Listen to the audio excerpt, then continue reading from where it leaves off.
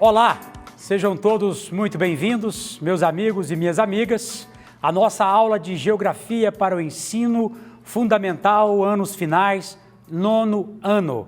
Eu sou o professor Emerson Martins e este é um projeto SEDUC em Ação. Lembrando que a nossa aula tem acessibilidade em Libras com a nossa professora Vanessa.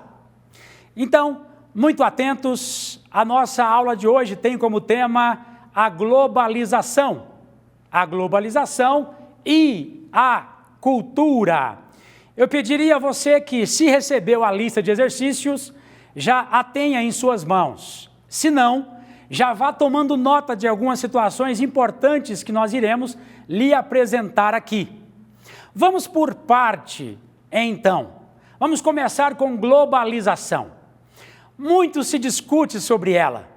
Aliás, o nosso tempo aqui nem dará para discutir tudo que se fala por aí. Nem um pouco, nem a metade, nem 10% de tudo que se fala sobre globalização por aí. Entretanto, eu tenho que te passar as informações que hoje lhe serão relevantes para levar para o ensino médio e fazer as atividades. Então, o que é globalização? Como é que a gente pode entender de forma bem simples o que é globalização? Globalização é a intensificação. Globalização é a intensificação dos fluxos de matéria, de informação e de capital. Vou repetir. Globalização é a intensificação dos fluxos de matérias, de informações e de capital. Essas matérias, que sou eu, que são os objetos, que são os produtos, as pessoas, como você, mas as informações, aquelas que circulam nos mais diversos sistemas de comunicação e de informática, mais os capitais que são gerados e fluem no espaço a partir da troca com mercadorias. Tudo bem? Globalização é isso. E onde é que a globalização surgiu? De onde é que ela vem? Muito se fala a respeito também das suas origens, ou dos seus impulsos, ou dos seus momentos de maior intensidade. Mas para você hoje, eu vou dizer o seguinte: a globalização, segundo alguns teóricos, teria surgido lá no processo de grandes navegações, em que as nações da Europa se lançam ao mar para fazerem contatos comerciais com outras nações, na América, na África e na Ásia, estabelecer relações comerciais com eles. E aí alguém pode estar pensando assim agora aí, então a globalização tem a ver com comércio. Olha, eu te diria que ela nasceu essencialmente para isso, para intensificar as relações de comércio. Mas também intensifica as relações políticas, também intensifica as relações culturais. Nós anotamos para você aqui algumas frases chaves que você, por favor, tome nota.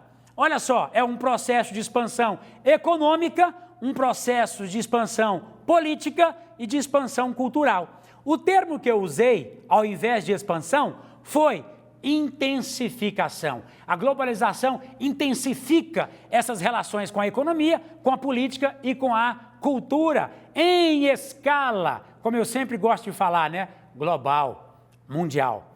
A bem da verdade, os franceses e os americanos nem gostam muito de utilizar o termo globalização. Eles usam mais o termo mundialização. Caso você veja isso por aí, entenda como sinônimo. E a origem a gente já colocou aqui para vocês, a gente já disse.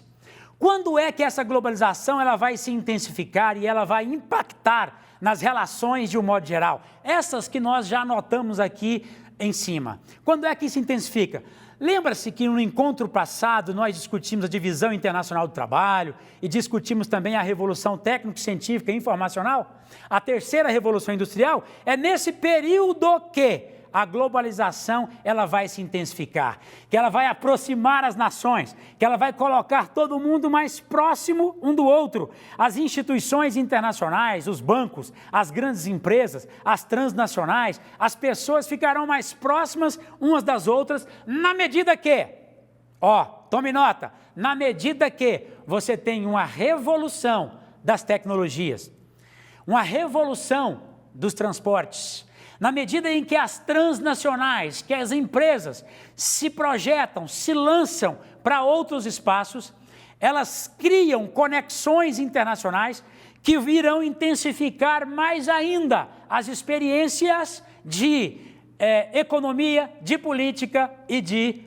cultura. Então o mundo, ele fica interligado através dos computadores, dos cabos de fibra óptica, através dos satélites, através das empresas, e isso é intensificado pelos sistemas de transportes em geral. E na medida que isso se intensifica, sabe o que vai ser alterado? As noções, as noções de espaço e tempo. Há quem diga que o conceito de tempo e o conceito de espaço que nós temos e carregamos há muito tempo já não existe mais. Sabe por quê? Porque hoje tudo é mais rápido. Está vendo como o dia passa rápido? Está vendo como o tempo está passando rápido? Está vendo como os acontecimentos e as informações chegam mais rápidos à sua casa? Chega mais rápido até você? E também os produtos, as mercadorias, de um modo geral, estão sempre viajando em maior velocidade. O que significa dizer que as noções de distância, elas não são mais as mesmas. E as noções de tempo também não são mais as mesmas. Tudo isso foi transformado com o processo de globalização. Vamos retomar essa primeira parte? Olha só, olha para mim. Globalização impacta diretamente o mundo econômico, o mundo político e o mundo cultural. As relações, de um modo geral, estão sendo impactadas em todos os sentidos pelo processo de globalização. Mas o que a gente então pode estabelecer como próximo passo ou próximos impactos da globalização? Será que a globalização impacta a cultura, como nós estamos dizendo que impacta as relações de tempo e espaço, por exemplo? A gente vai ver isso agora nos próximos minutinhos. Antes, porém, como eu já dei para você a noção do que é globalização, trabalhei um pouquinho do conceito de globalização, por que não te dar um conceito de cultura, assim bem simples, bem rápido, apesar de termos vários outros. Então vamos lá, o que é cultura? É um conjunto de conhecimentos, é um conjunto de valores, é um conjunto de simbolismos, são as tradições, são as ideias e são os costumes praticados e que se transformam e que são característicos de um grupo familiar, de um grupo social, de um grupo étnico ou de um grupo religioso. Então, por assim ser, observando esses traços que nós aqui escrevemos, você já consegue identificar o seu modo cultural, a sua cultura. Sabe de um negócio? Para você entender da sua cultura, você não precisa muito ir à escola. Para entender da sua cultura, você não precisa fazer curso. Para entender da sua cultura, basta você ter convivência com as pessoas, basta ter boa convivência com os seus pais. A cultura, ela é passada de geração em geração, transmitida de geração em geração, aí no seu cotidiano, nas conversações, ok? Nas atividades diárias, nas festas que você participa, nas comemorações, nas crenças que vocês possuem ou que você está inserido e nos exemplos que você experimenta com outras pessoas. E aí, a gente vem para cá dizendo o seguinte, como é que a cultura pode ser manifesta? Onde que eu vejo a cultura, professor? Você pode ver a cultura, olha só, nas relações comerciais, você pode ver as culturas nas relações esportivas, nas músicas, na arte, nas comidas típicas. Olha aqui a nossa pamonha de Goiás, olha aqui o nosso arroz com piqui. Gostoso demais, né? Gosto não, prefiro de um arrozinho com carne de sol, uma delícia. Então você pode visualizar nas festas tradicionais, agora nós temos aí a festa de São João se aproximando, uma pena, hein? A gente não pode se reunir, mas vai acontecer algo bom para nós aí de um jeito ou de outro. Vamos avançar mais um pouco? E essas culturas que nós estamos agora aqui colocando, conceituando para você, o que é cultura? Isso pode ser afetado, isso pode ser impactado com a globalização, que em curtas distâncias, que coloca todo mundo em intercâmbio, que conecta todas as pessoas, de um modo geral, em nível global. Essa cultura, ela pode desaparecer a globalização, ela pode transformar a população mundial numa população com um único traço cultural, homogeneização da cultura mundial, isso pode acontecer? Os países mais poderosos, as empresas mais poderosas, elas podem criar um tipo cultural único. E o planeta, ele se transforma em uma aldeia em que você tem uma grande liderança, e essa grande liderança, ela dita os ritmos, ela dita a educação e ela cria valores para a população em nível mundial? Faço essas perguntas para você e aí as coloco aqui.